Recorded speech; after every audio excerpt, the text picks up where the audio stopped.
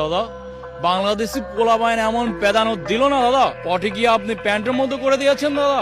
আমি কি বলি দাদা, আপনি বাংলাদেশ দখলের চিন্তা না করে ওই যে রাজুদার কাছে যাবেন, গিয়ে 3টে পরোটা, একটা কাঁচা লঙ্কা, একটা সেদ্ধ ডিম, ওই ডিমটা আপনার পেছন দিয়ে বেড়ে দেন দাদা। আমি বলি কি দাদা, আগে ক্রিকেট খেলা শিখে আসুন, তারপর বাংলাদেশ দখলের চিন্তা করবেন। হ্যাঁ